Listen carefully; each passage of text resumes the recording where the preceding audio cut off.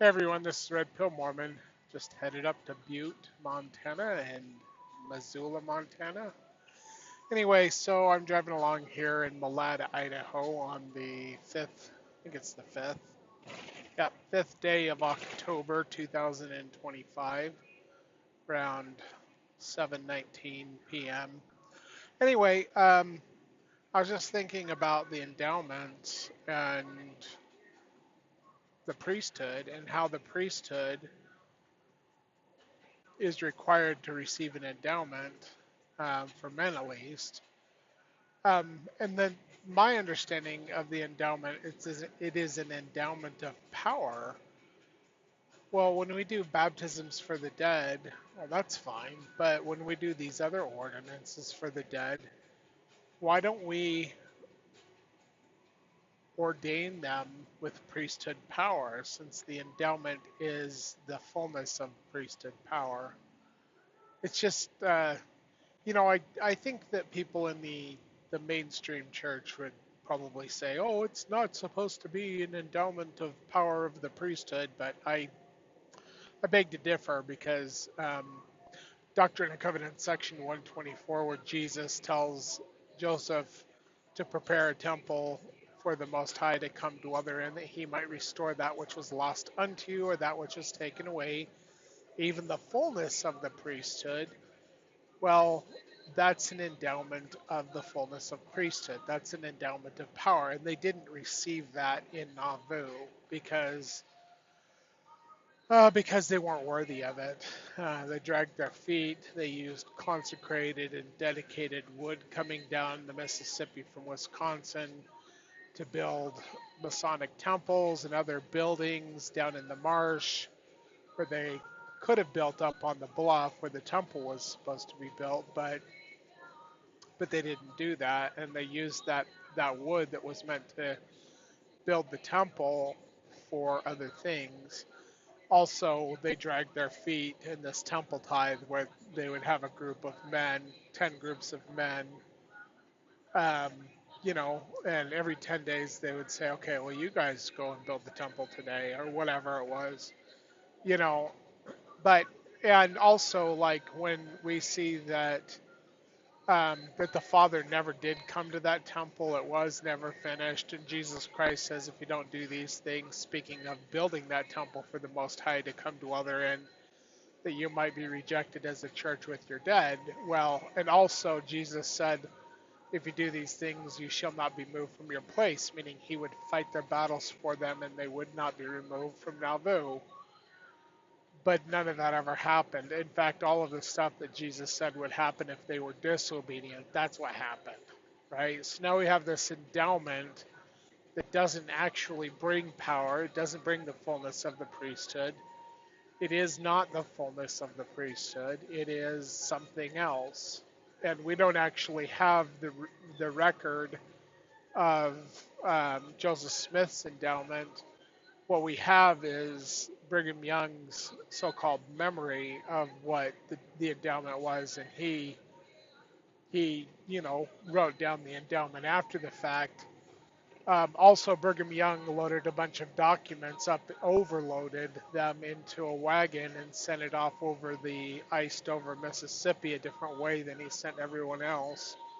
And that those records were destroyed. They fell through the ice, and I have to believe that that was on purpose. Anyway, because he didn't want people to know that the church had been rejected. Also, it took him 3.5 years to sustain him as president of the church. And then he also says, I'm no prophet. I'm not a prophet like Joseph. I'm a good Yankee guesser, stuff like that. So, anyway, I don't believe that Joseph Smith was the first of many prophets or Lord's anointed. I believe he was the only one who was the Lord's anointed in his day and age, and that Brigham Young was definitely not the Lord's anointed, and neither were the others who came after him. Although God wants all of his children to be prophets, and I don't see a reason why they couldn't be prophets and why you can't be a prophet, because God wants us all to be prophets. But getting back to this endowment of power that Jesus was talking about the fullness of the priesthood being restored to the earth. That never happened. So getting back to the endowment that we have today and the endowment of the dead, for the proxy work,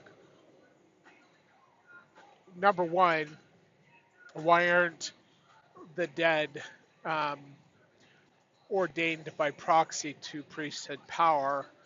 And number two, that just came up, why is it that women don't have the matriarchal priesthood? Because that is also required. And I know that this isn't talked about hardly at all, but matriarchal priesthood is the priesthood of women, and it is Melchizedek priesthood. And in order to come into the presence of the Father, you must have the Melchizedek priesthood, whether it's on the patriarchal for men or on the matriarchal for women's side.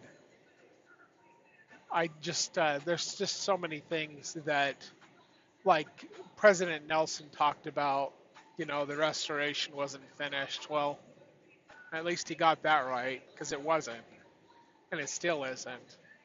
And in order for the saints to receive the fullness of the priesthood, they must live all that God has commanded and not be part of a cursed and rejected church. Not be part of the all they who hinder this work will be cursed to the third and fourth generation.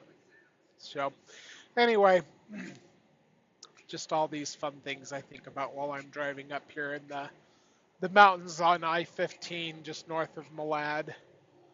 I'll get up into Butte tonight, and then I'll deliver on Monday into Butte and into Missoula, Montana, and then come back down. Oh, and by the way, uh, if you're not, in anywhere where you can see this along the Wasatch Front, there's snow in their mountains today.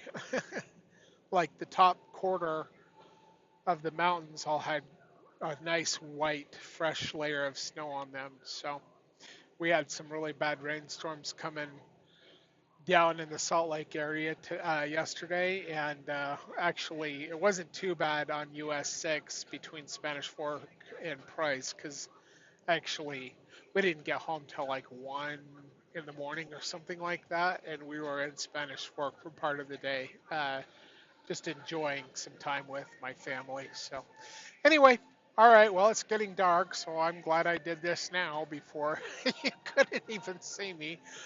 But yeah, why aren't we endowing the dead with priesthood power before they receive their ordinances?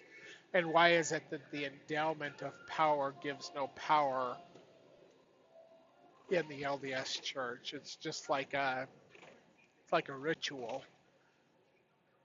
It's not the actual endowment of power that Jesus Christ wanted Joseph Smith to prepare that temple for the Father himself to come and restore that fullness of the priesthood to the church as a whole. And why don't we have matriarchal priesthood anymore? Why is it that only the men receive the priesthood? I I know my wife has matriarchal priesthood because God revealed to me to give it to her, and He gave me the keys to do that in 2003 when I saw Him face to face. So anyway, yeah, well, I guess I'll just leave it at that. Thank you for watching this shorter video. Take care, everyone. God bless, and God be with you till we meet again. Goodbye.